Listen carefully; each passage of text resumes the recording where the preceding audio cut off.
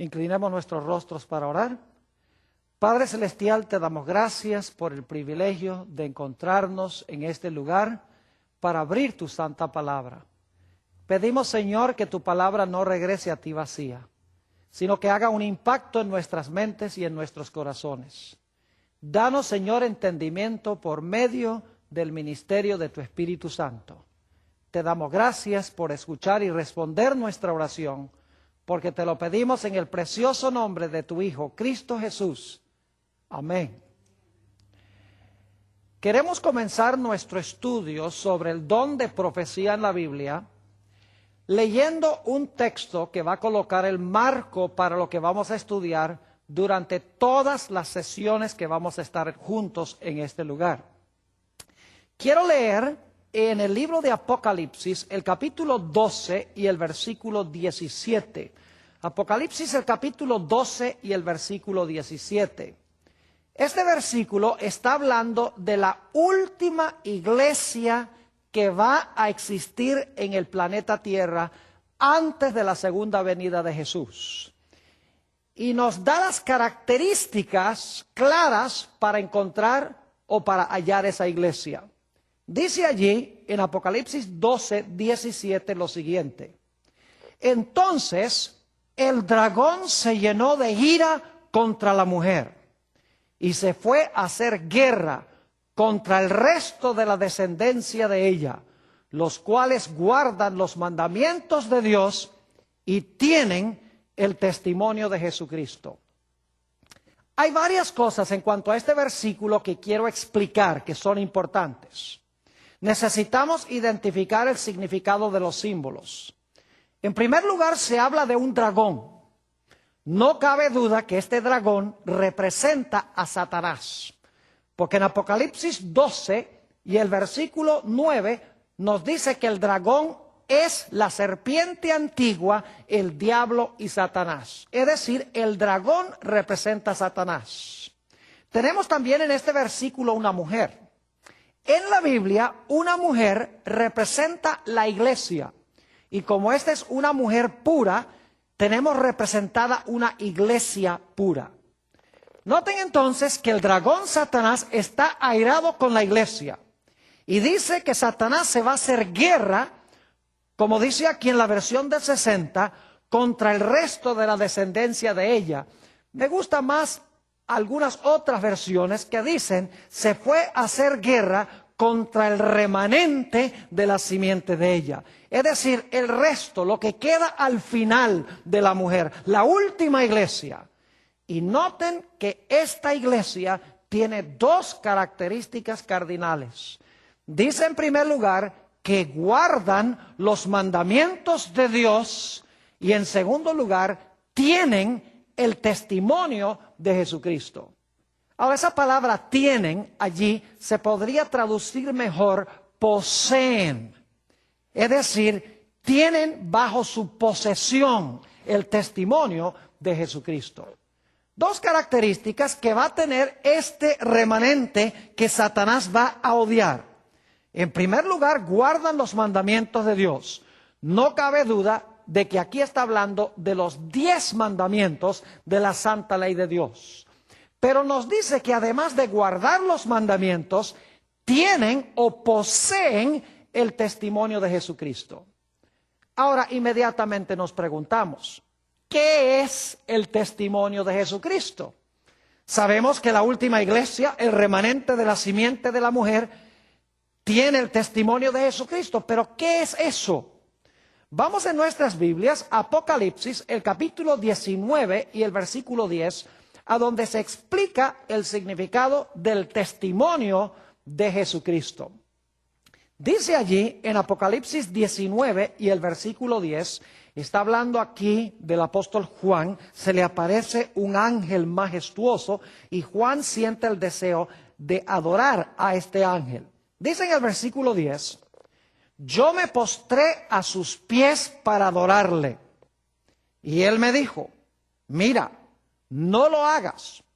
Yo soy consiervo tuyo, ahora escuchen esto, de tus hermanos que tienen el testimonio de Jesús. ¿Qué es lo que tienen los hermanos de Juan? Tienen el testimonio de Jesús. Y luego dice, adora a Dios, porque el testimonio de Jesús es el espíritu de la profecía.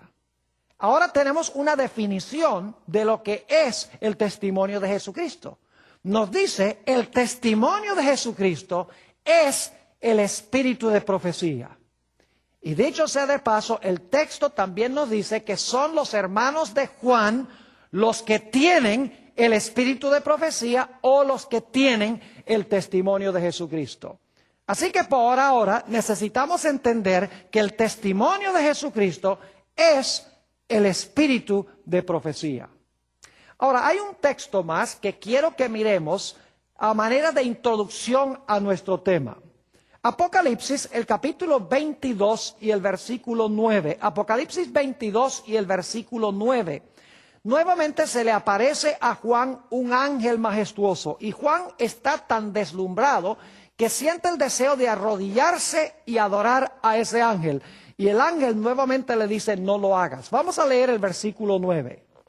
Pero él me dijo, mira, no lo hagas, porque yo soy consiervo tuyo, y ahora escuchen bien, y de tus hermanos los profetas, y de los que guardan las palabras de este libro, adora a Dios.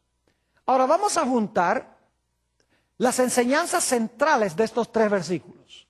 Hemos visto que Satanás va a odiar la iglesia remanente porque tiene o posee el testimonio de Jesucristo.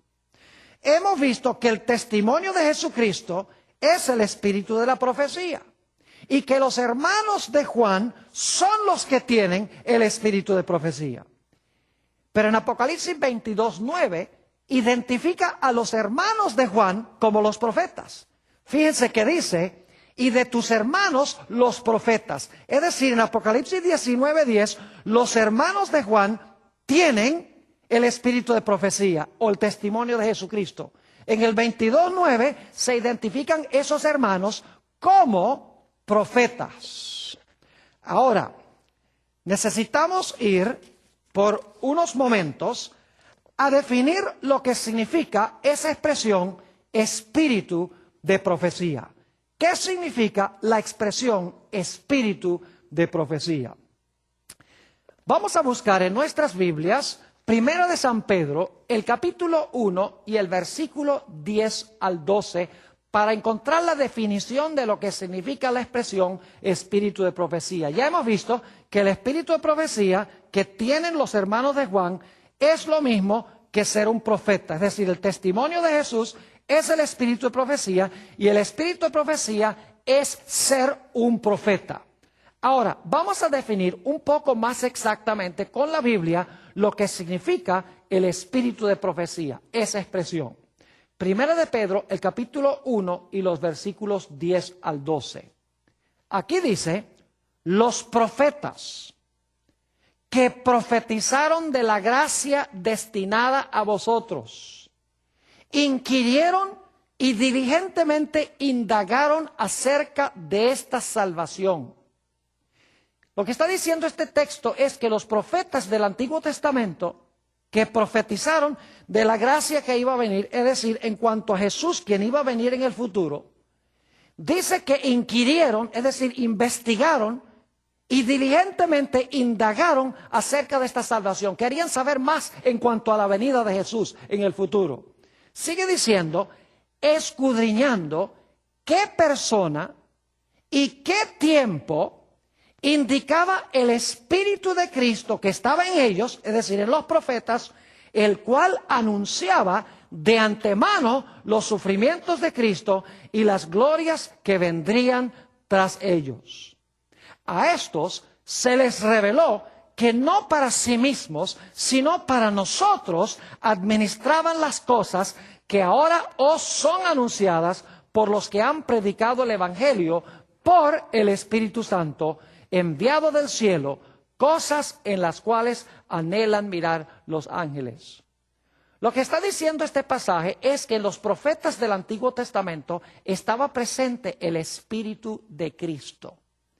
Y el Espíritu de Cristo les ayudó a indagar, a investigar quién y en qué punto de tiempo iba a venir para traer la salvación a la raza humana. Lo que quiero que notemos es que los profetas que profetizaron tenían el Espíritu de Cristo, es decir, tenían el Espíritu Santo.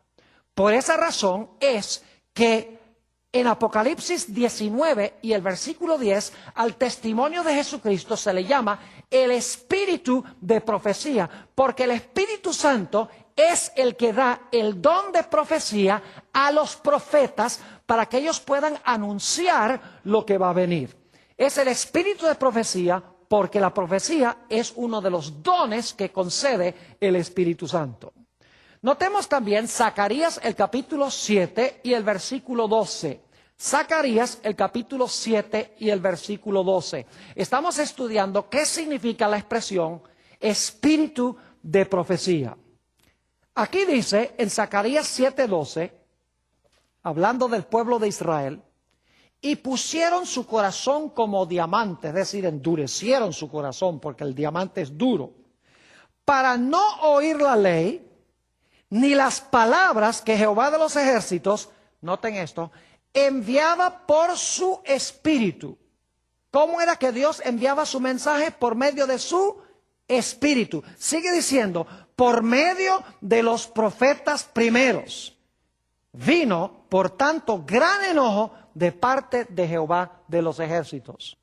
En este texto nos está diciendo que Dios enviaba mensajes por su Espíritu y luego nos dice que fue por medio de los profetas primeros. Es decir, el mensaje que entregaba el profeta era un mensaje inspirado por el Espíritu Santo y por eso se le llama el Espíritu de la profecía. Notemos también 1 de Corintios, el capítulo 12 y el versículo 7. Este capítulo tiene que ver con los dones del Espíritu Santo que Dios ha dado a la iglesia. Y quiero que noten quién es el que da esos dones a la iglesia, uno de los cuales es el Espíritu de profecía.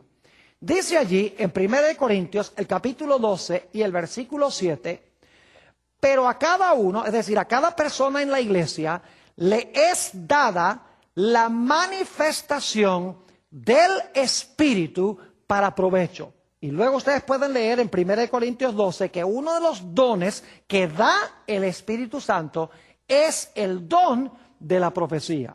Por eso se le llama el Espíritu de la profecía, porque el Espíritu Santo es el que da el don de la profecía. Nuevamente dice, pero a cada uno le es dada la manifestación del Espíritu para provecho.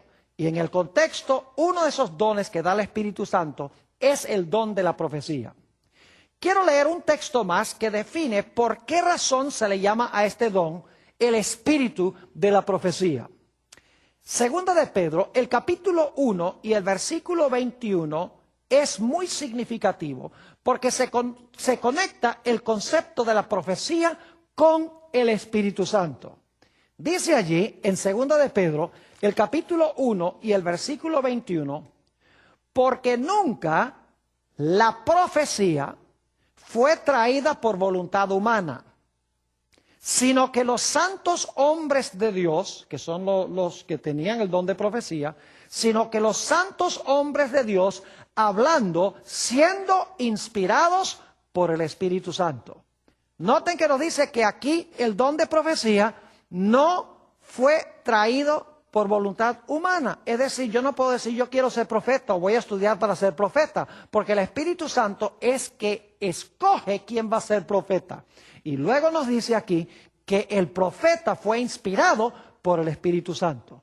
Por eso se le llama el Espíritu de profecía, porque el Espíritu Santo es el que da el don de profecía. Esto tiene implicaciones muy importantes. Porque si nosotros rehusamos escuchar lo que dice el profeta, estamos rechazando la voz del Espíritu Santo que habla a través del profeta. Por esa razón la expresión espíritu de profecía es tan crucial y hacemos bien en escuchar el espíritu de profecía, porque a través del don de profecía es el Espíritu Santo que nos habla directamente a nuestra mente y a nuestro corazón. Ahora necesitamos procurar contestar otra pregunta en este tema introductorio. ¿Por qué se le llama a este don el testimonio de Jesucristo? Ya sabemos que se le llama el espíritu de profecía porque el Espíritu Santo es el que da el don de la profecía. El Espíritu Santo habla a través del profeta. Pero ¿por qué se le llama el testimonio de Jesucristo? La razón es muy sencilla. Los profetas imparten un mensaje dado por el Espíritu Santo y el Espíritu Santo, el mensaje que da, tiene que ver con el Señor Jesucristo. El Espíritu Santo, en otras palabras, da testimonio en cuanto a Jesús.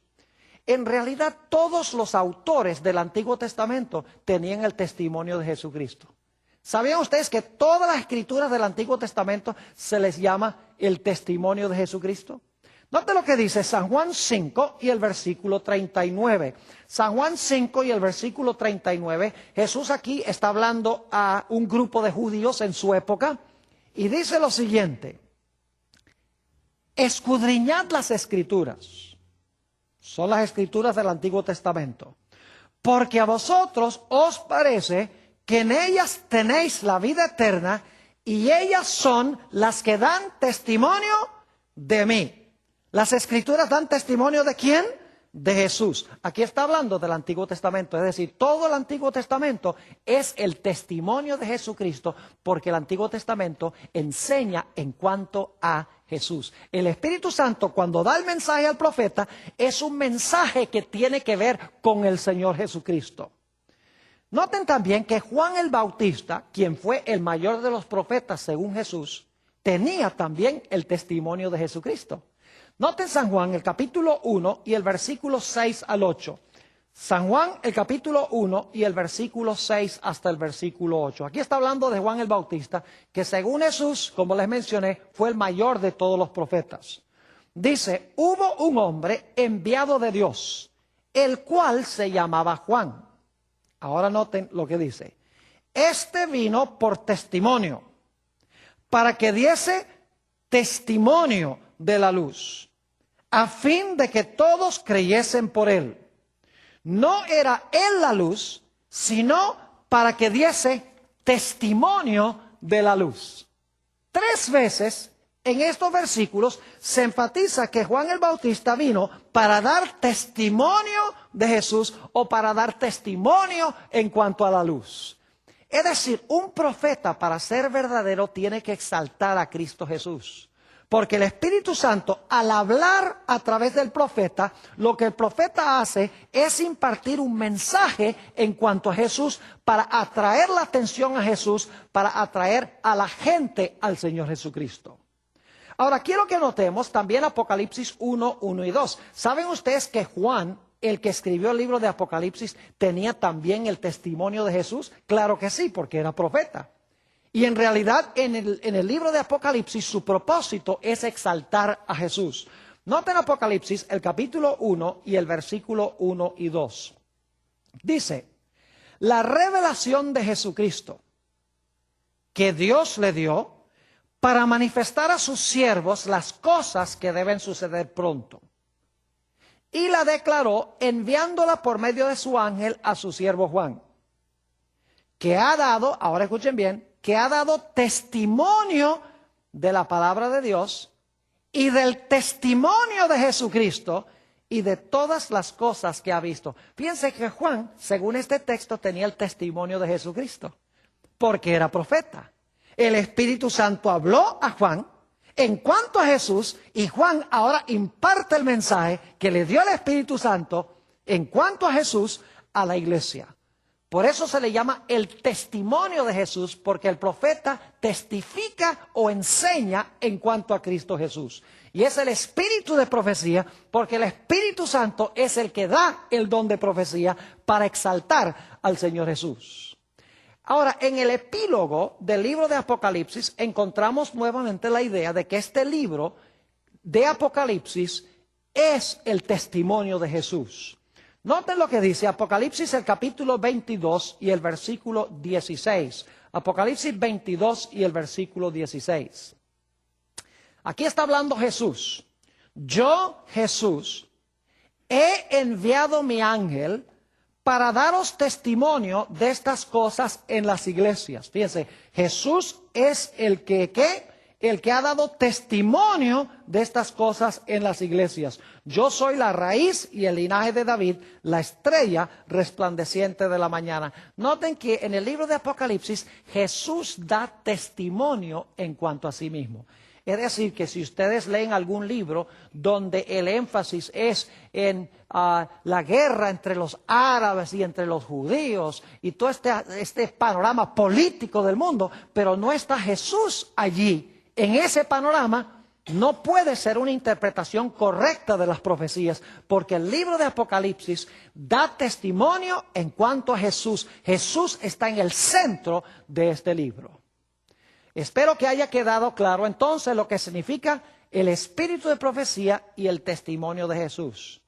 En realidad lo que sucede es que el Espíritu Santo habla al profeta en cuanto a Jesús y luego el profeta imparte el testimonio de Jesús a los que escuchan o a los que leen el mensaje que está impartiendo. ¿Qué significa esto?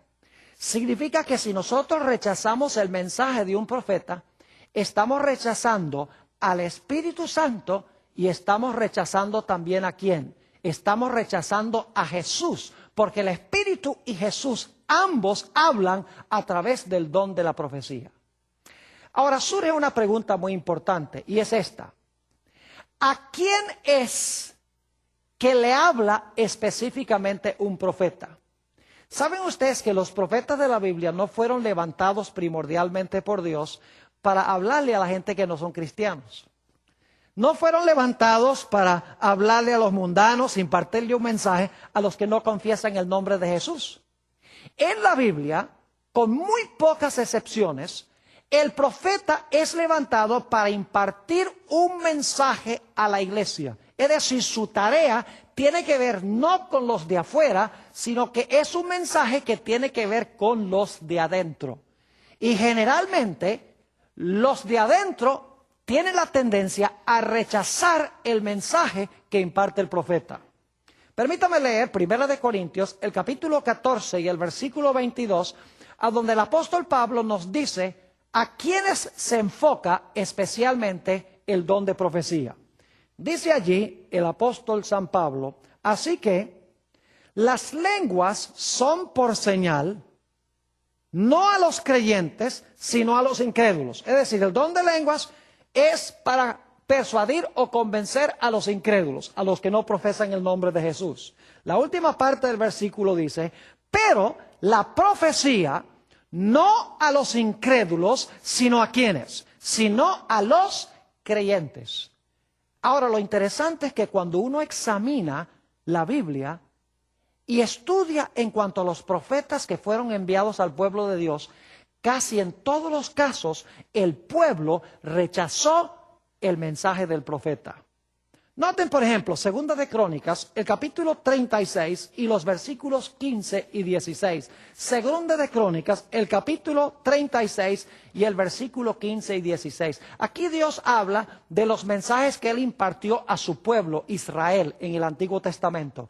Y cómo reaccionó el pueblo de Israel al mensaje de Dios. Dice allí, y Jehová, el Dios de sus padres, envió constantemente palabra a ellos por medio de sus mensajeros. Y ahora, ¿por qué fue que Dios mandó mensajes a través de estos mensajeros especiales? Dice, porque Él tenía misericordia de su pueblo y de su habitación. Noten que los mensajes de los profetas son por misericordia de Dios a su pueblo. Ahora noten la reacción de la gente, mas ellos hacían escarnio de los mensajeros de Dios y menospreciaron sus palabras, burlándose de sus profetas, hasta que la ira de Jehová subió contra su pueblo y no hubo ya remedio. Noten que Dios por misericordia levantó profetas para impartir mensajes a su pueblo. Y dice aquí que su pueblo, en vez de recibir los mensajes de misericordia, se levantó contra esos mensajes, menospreciaron a los profetas. Y saben ustedes, yo no conozco ni un solo profeta en la Biblia que la gente haya querido. Puedo mencionar a varios. Por ejemplo, Jeremías fue echado al calabozo. Isaías lo encerraron en un tronco y serrucharon el tronco en dos. A Elías lo persiguió Jezabel buscándolo para matarlo. A Juan el Bautista le cortaron la cabeza. Es decir, los profetas que eran enviados al pueblo de Dios eran odiados por el mismo pueblo de Dios, aun cuando Dios enviaba el mensaje por misericordia a ellos. Noten Isaías, el capítulo 30 y el versículo 8 al 11. Nuevamente habla de la respuesta del pueblo a los mensajes de los profetas. Isaías 30 y el versículo 8 hasta el versículo 11. Dice, ve pues ahora y escribe esta visión en una tabla delante de ellos y regístrala en un libro para que quede hasta el día postrero, eternamente y para siempre. Fíjense que Dios dice, registra esto en un libro para que no se borre nunca. Sigue diciendo, porque este pueblo es rebelde, hijos mentirosos, hijos que no quisieron oír la ley de Jehová, que dicen a los videntes, es otro nombre para profetas, que dicen a los videntes, no veáis, y a los profetas, no nos profeticéis lo recto, decidnos cosas halagüeñas, profetizad mentiras, dejad el camino, apartaos de la senda, quitad de nuestra presencia al Santo de Israel. Fíjense la respuesta del pueblo a Jehová. Dice, no queremos nada contigo, no queremos tus videntes, no queremos tus mensajeros, no queremos tus profetas. Casi invariablemente cuando Dios enviaba un profeta a Israel, la gente rechazaba el mensaje del profeta, aun cuando era por misericordia de Dios. Esto sucedió también con los escribas y fariseos en los días de Jesús. Noten Mateo, el capítulo 23 y los versículos 29 y 30. San Mateo 23 y los versículos 29 y 30. Este capítulo tiene los famosos ayes sobre los escribas y fariseos, a quienes Jesús llamó hipócritas. Dice allí, ay de vosotros, escribas y fariseos hipócritas, porque edificáis los sepulcros de los profetas y adornáis los monumentos de los justos. Y decís, si hubiésemos vivido en los días de nuestros padres, no hubiéramos sido sus cómplices en la sangre de los profetas.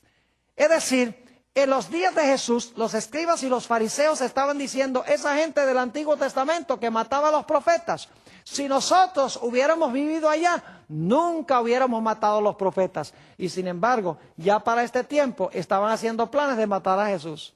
Es decir, tenían el mismo espíritu que el pueblo que mató a los profetas en el Antiguo Testamento. Es cosa muy seria rechazar el mensaje de un profeta. Quiero que notemos lo que nos dice el libro de Apocalipsis, el capítulo 1, y vamos a leer los versículos 1, 2 y luego el versículo 4. Dice allí en Apocalipsis 1, versículo 1, 2 y 4 lo siguiente. La revelación de Jesucristo que Dios le dio para manifestar a sus siervos las cosas que deben suceder pronto. Y la declaró enviándola por medio de su ángel a su siervo Juan, que ha dado testimonio de la palabra de Dios y del testimonio de Jesucristo y de todas las cosas que ha visto. Y luego dice en el versículo 4, Juan a las 7 iglesias que están en Asia. Ahora, yo no sé si ustedes se dieron cuenta aquí de la secuencia o la cadena de mando que tenemos en estos versículos. Dios le imparte el mensaje a Jesús. Jesús se lo imparte, aquí dice al ángel, pero antes de dárselo al ángel, se lo da al Espíritu Santo. Y ustedes dicen, ¿cómo sabemos eso? Noten Apocalipsis 2 y el versículo 11. En cada iglesia, al terminar el mensaje a la iglesia, dice, el que tiene oído, oiga lo que el Espíritu dice a las iglesias. Así que el proceso es que Dios se lo entrega a Jesús, Jesús se lo entrega al Espíritu Santo, el Espíritu Santo se lo entrega al ángel, el ángel se lo entrega a Juan y Juan se lo entrega a la iglesia. Es decir, rechazar el mensaje profético de Dios es rechazar a Dios el Padre, es rechazar a Jesucristo, es rechazar al Espíritu Santo, es rechazar el mensaje del ángel y últimamente es rechazar el mensaje del profeta. Es cosa muy seria, en otras palabras, rechazar el mensaje que Dios imparte a su iglesia por medio de los profetas. Ahora, una de las preguntas que siempre surge cuando uno habla de esto es si una mujer puede ser profeta. Algunos dirán, no, solamente hombres fueron profetas. Bueno, permítame mencionarles una lista, sin leer los versículos, de algunas de las mujeres que la Biblia menciona que fueron profetisas. Tenemos en primer lugar a Hulda, la profetisa. Les voy a dar las referencias, Segunda de Reyes 22:14. Tenemos a María, la hermana de Moisés, que fue profetisa, según Éxodo 15 y el versículo 20. Tenemos a Débora, según Jueces, el capítulo 4 y el versículo 4. Tenemos a una mujer llamada Noadías, Nehemías 6 y el versículo 14. Tenemos a la esposa de Isaías, créanlo o no. Ahí esposo y esposa, ambos eran profetas. Isaías 8 y el versículo 3. Tenemos a Ana, según Lucas el capítulo 2 y el versículo 36, que fue profetisa. Y nos dice en Hechos 21 y el versículo 9 que las hijas de Felipe también eran profetisas. Es decir, el hecho de que se levante una mujer para profetizar no significa que no pueda ser el mensaje de Dios. Algunas personas dicen, pastor, ¿usted cree que después del Nuevo Testamento puede haber más profetas? La respuesta es que sí. Porque nos dice el apóstol San Pablo que el don de profecía existirá hasta que todos alcancemos la unidad de la fe, hasta que todos alcancemos la plenitud de la estatura de Cristo Jesús. Es decir, el don de profecía no va a desaparecer, sino hasta que Jesús venga. El apóstol San Pablo en 1 Corintios el capítulo 13, en los últimos 2 versículos, nos dice esto. Dice que las profecías cesarán cuando el Señor Jesucristo regrese en poder y gloria. Es decir, que el don de profecía no terminó en el Nuevo Testamento. Después de eso, el don de profecía existe aún en la iglesia hasta el final del tiempo. Ahora, alguno podría decir, pastor, ¿usted cree que alguien que no escribió un libro de la Biblia pueda ser profeta?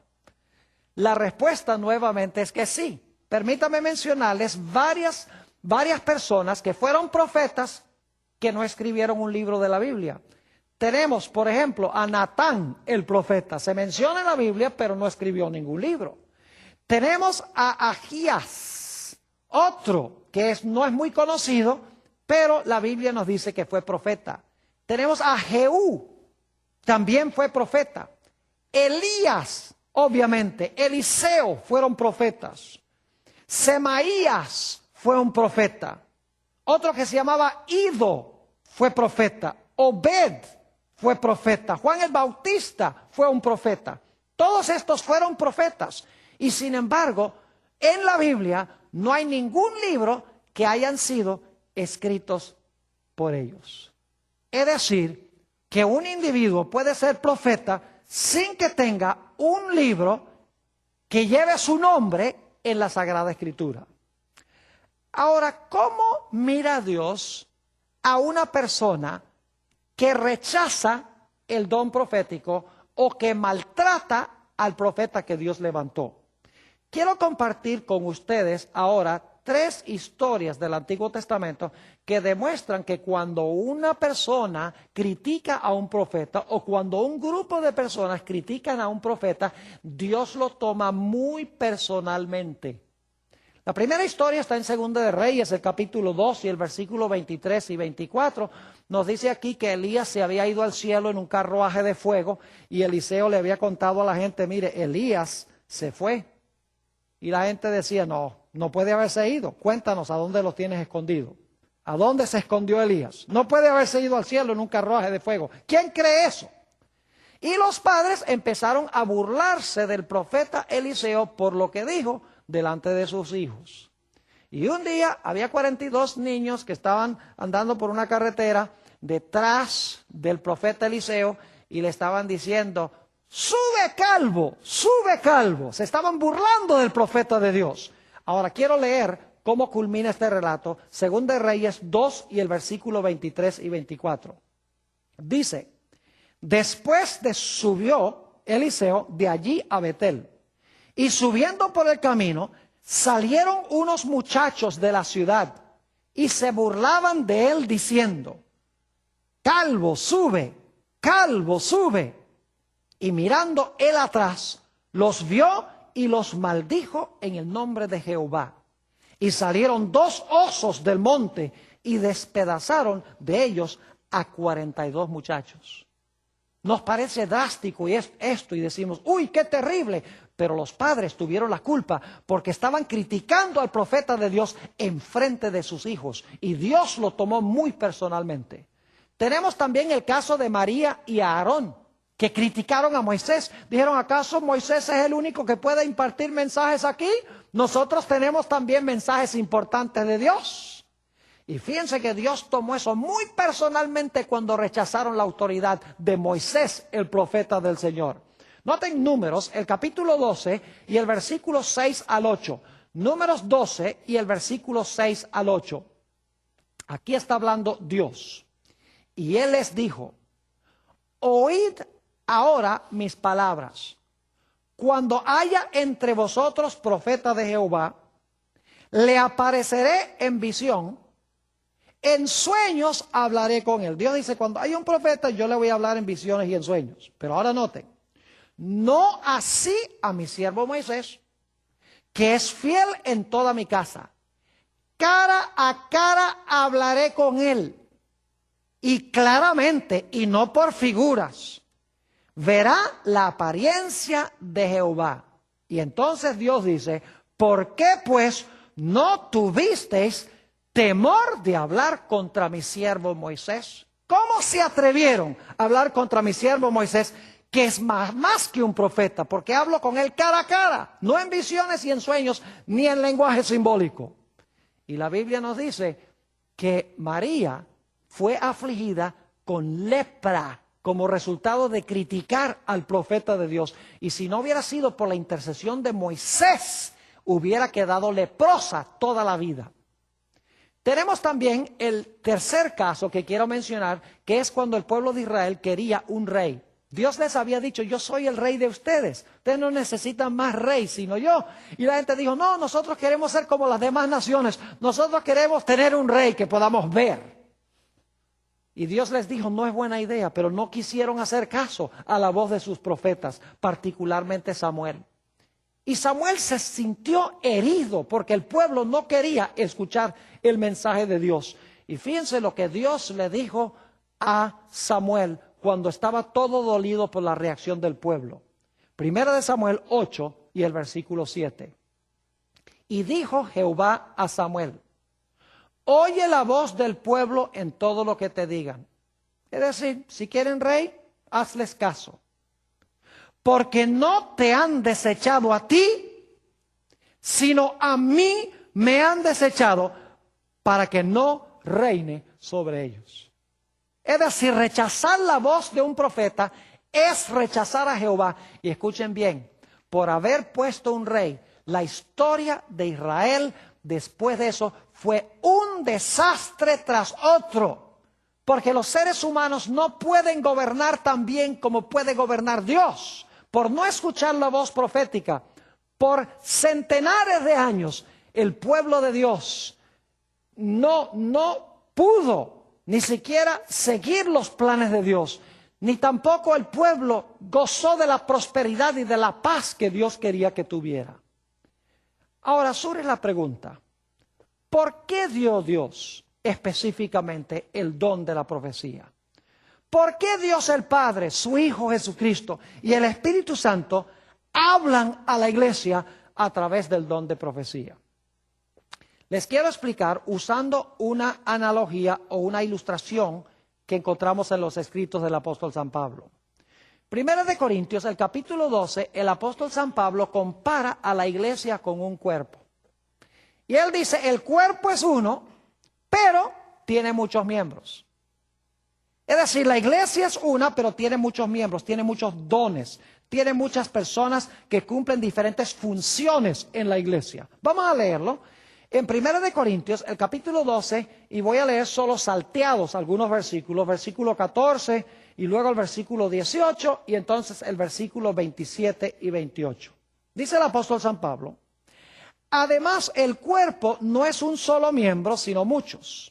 Es decir, el cuerpo es uno, pero tiene muchos miembros. Tiene brazos, tiene piernas, corazón, pulmones, etc.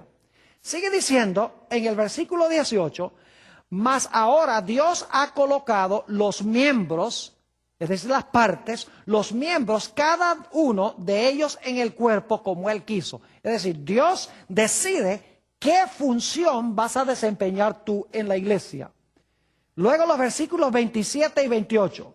Vosotros pues sois el cuerpo de Cristo y miembros cada uno en particular.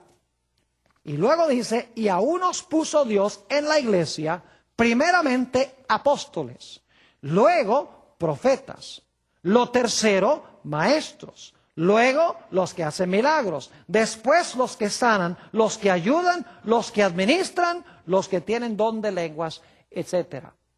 Es decir, el cuerpo es uno, pero el cuerpo tiene muchos miembros o muchas diferentes funciones.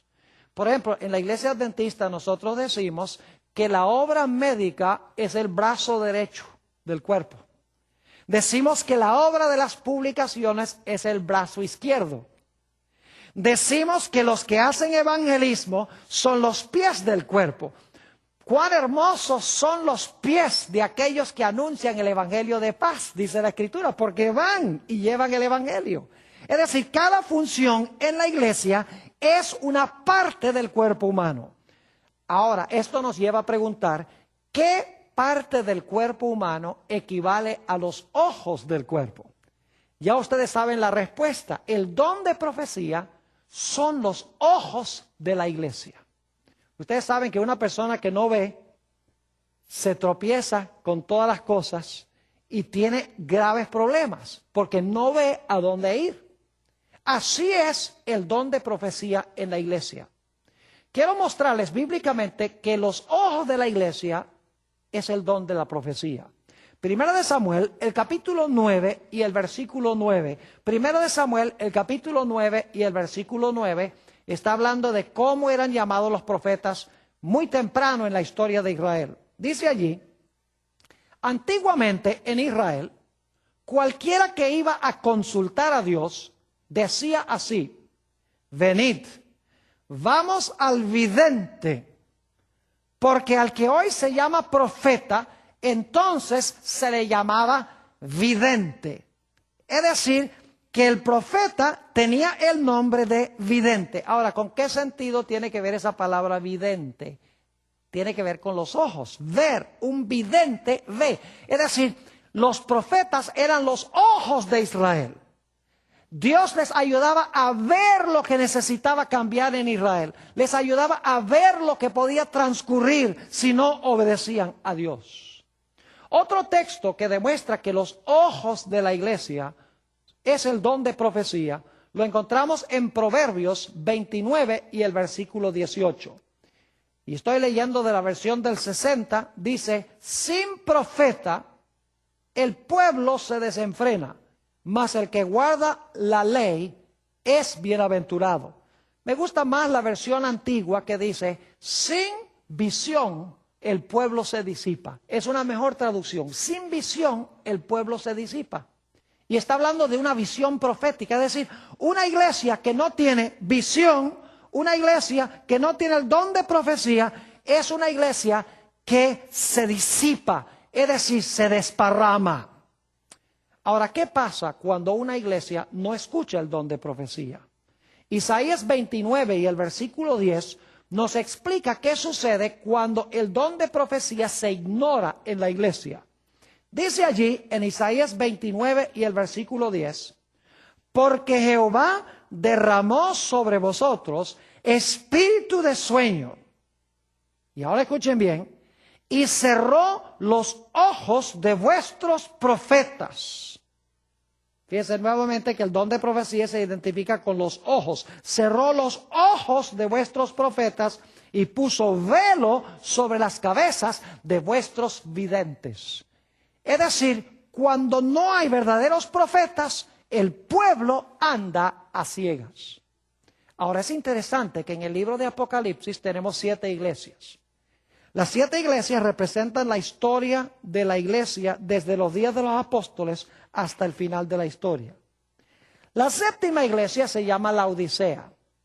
Es una iglesia que dice que está rica y enriquecida y no necesita nada.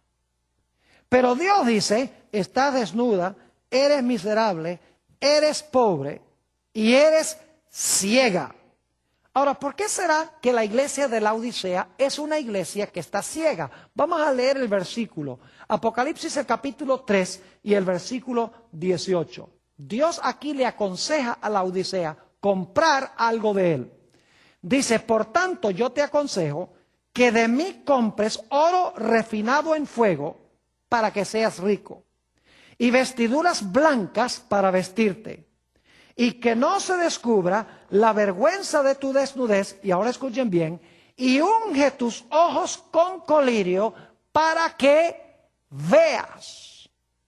¿Por qué razón la iglesia de Laodicea anda ciegas? Y Dios dice, consigue colirio para que puedas ver.